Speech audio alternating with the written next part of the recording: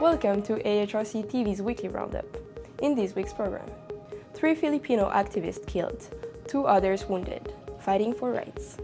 AHRC TV speaks with labor activist Ronald Ian Evidente about his struggles. United Nations Human Rights Committee exposes entire criminal justice mechanism of Sri Lanka in relation to 2003 custodial killing. AHRC TV interviews Basil Fernando. India police officer in Kerala rough up citizen for no reason. Welcome to AHRC TV's weekly roundup. I am Celine Rocheda. Impunity continues to flourish in the Philippines. The Alliance for the Advancement of People's Rights, Karapatan, has documented 3 killings of right activists in separate incidents of the month of March. Another 2 activists have been wounded. On 24 March, Tata Baito, a member of the tribal indigenous oppressed group association, Tindoga, was killed. Tata belonged to a Lumad group in northern Mindanao. Security personnel acting for a landlord, Pablo Pauling Lorenzo, shot Baito dead and seriously wounded 2 others. The indigenous group Tindoga was earlier recognized as legitimate claimants for an area of land, which is also claimed by several other groups. Tindoga, along with some other groups, had collectively tilled parts of this ancestral land to assert their claim. On 24th March, as Baito was on his way to the area, along with 200 others, about 20 to 30 armed men opened fire. Baito died instantly. Just a week earlier, on 16 March, Virgilio Leotorco was found begging for help by a farmer in an area of Isabela province in northern Philippines. Leotorco had been shot 3 times. The 56-year-old man died before the farmer could get help to bring him out from the irrigation canal where he had fallen. Leotorco was a member of a local group fighting for land and housing rights. Specifically, the group is part of the 66 settlers fighting for resettlement in the area claimed by the Isabela State University. On 28 February, another member of the same group, Romulo de la Cruz, was disappeared. His whereabouts remained unknown. In the third case, on March 8, a union organizer, Florencio Cabong Romano, was found dead alongside the National Highway near Batangas City, just south of the capital, Manila. He had been shot and his face was crushed. Romano's friends and colleagues suspect the involvement of the Philippine Air Force stationed at the Fernando Air Base in Batangas City. Other leaders of progressive organizations have similarly experienced the harassment and surveillance of the intelligence service of the Air Force. According to Cristina Palabay, Secretary General of Karapatan, these men were killed because of the struggle they advanced regarding the right to land and jobs. The bullets were meant to silence them, their colleagues, and their communities. During an earlier reporting trip, AHRC TV caught up with another union organizer for his views on the situation in the Philippines. Here is Ronald Ian Evidente. I'm an organizer of the local federation, National Federation of Labor Union. I'm victim of political suppression as an activist, labor rights activist. Negros Island activists are being filed with trump-up cases, especially labor rights activists. Farmers, farm workers are being filed with trump-up cases, and we think that this is a sustained and a state-dictated orders because all of the activists are being charged in court without any due process. That's why we say that this is a systematic because we are issued warrant of arrest without availing the normal due process of law.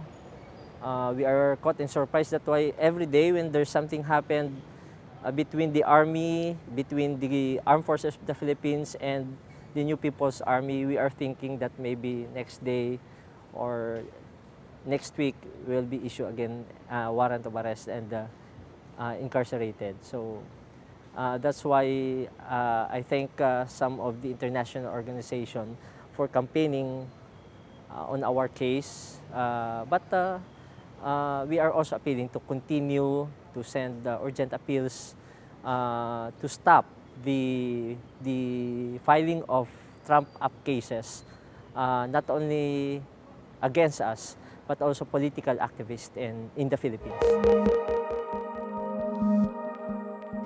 A determination issued by the United Nations Human Rights Committee on April 1st has revealed extraordinary failures on the part of Sri Lankan state agencies in the case of a custodial death that took place at the Moragahahina police station in July 2003.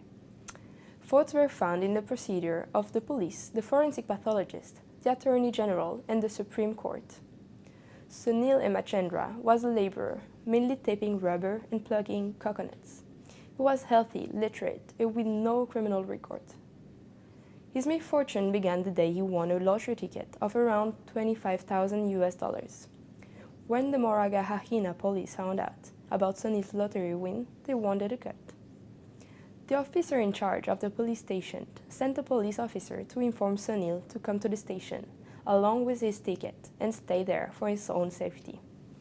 Sunil did not go. A few weeks later, 5 police officers from the same police station came to his aunt's house, where they beat up and arrested Sunil and 1 other man.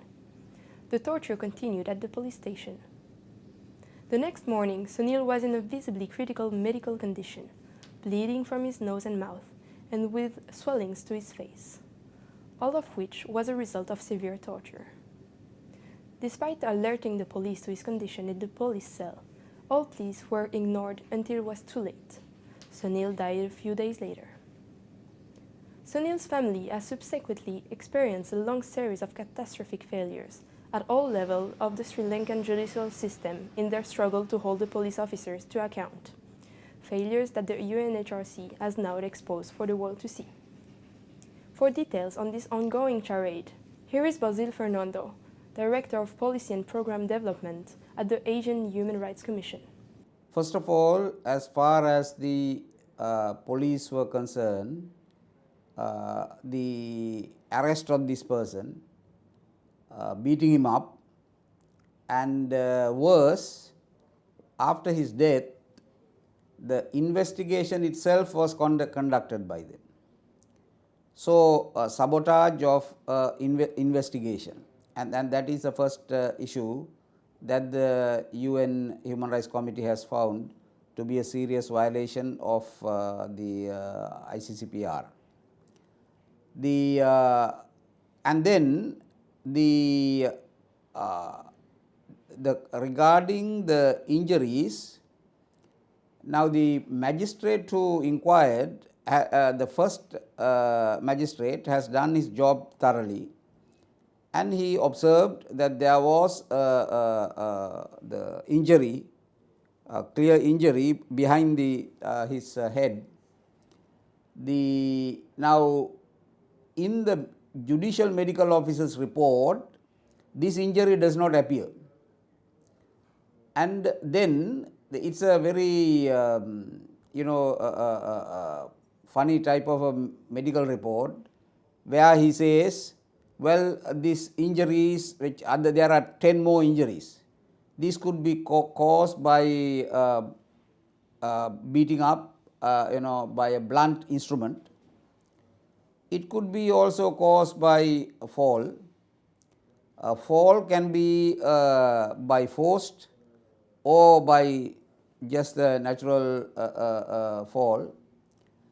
And then he comes to a conclusion, well, it may be that due to alcohol withdrawal, he may have fallen.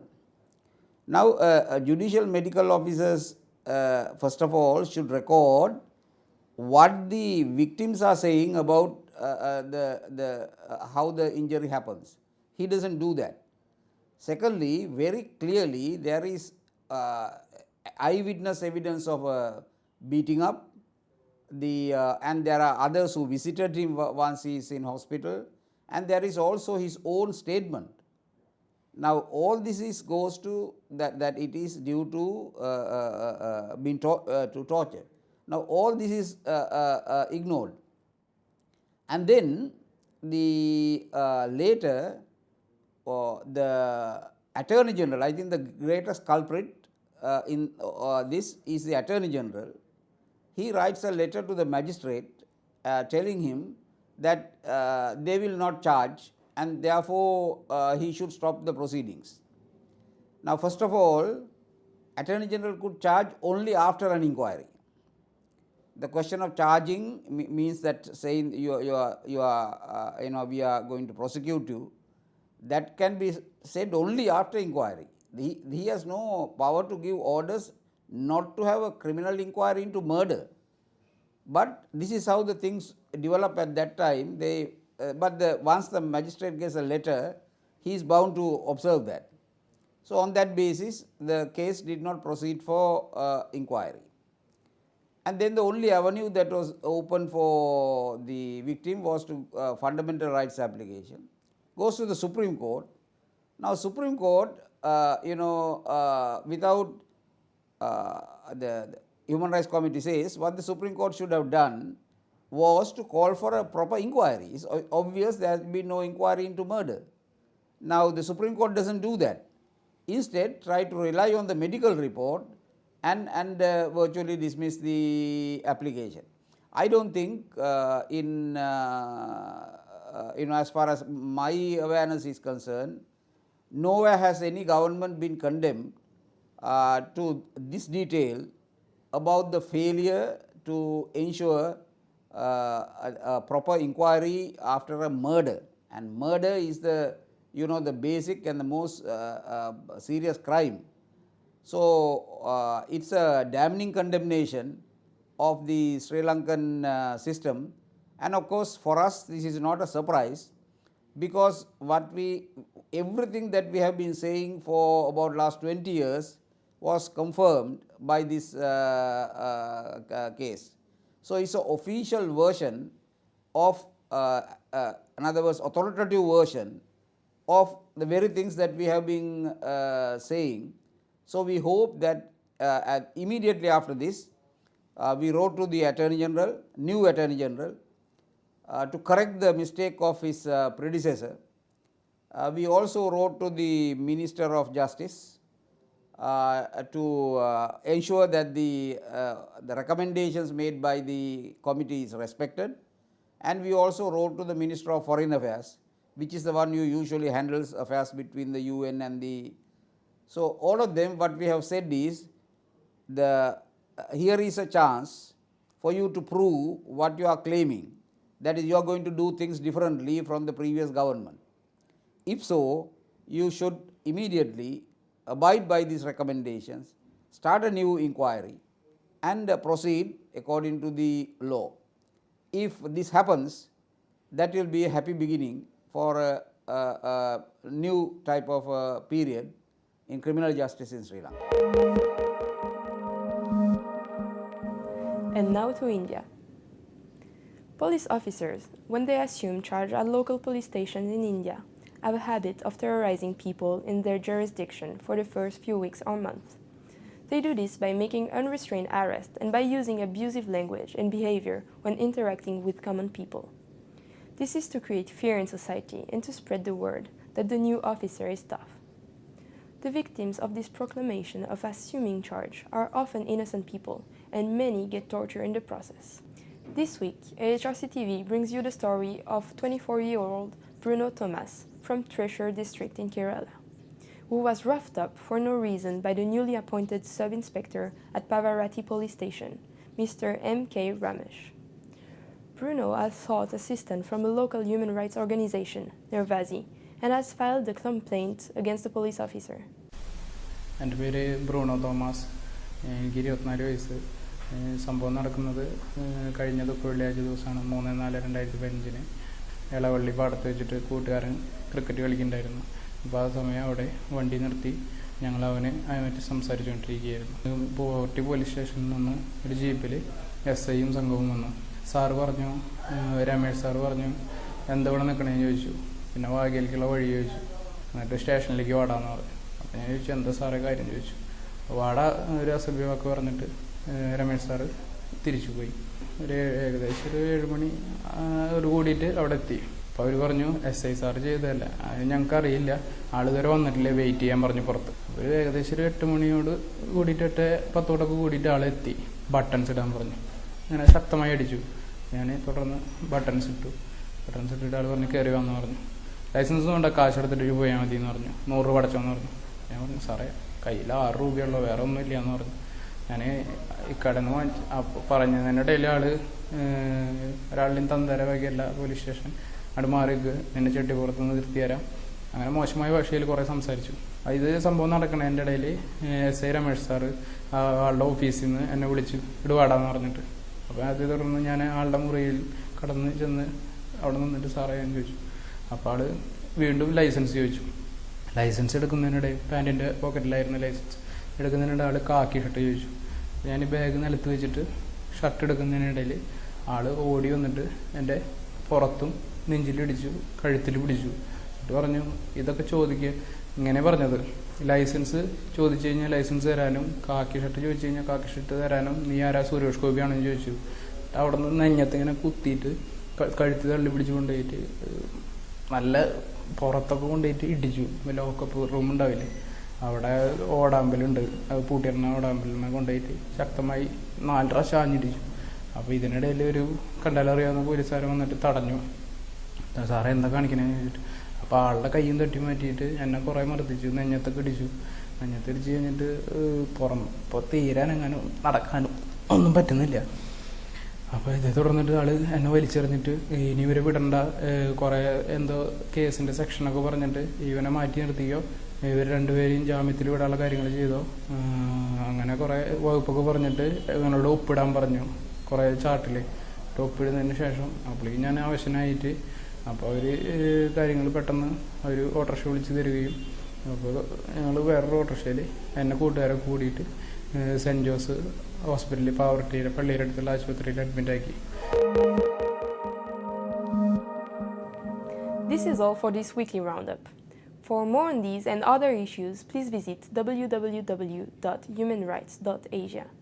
Thank you for watching and see you next week.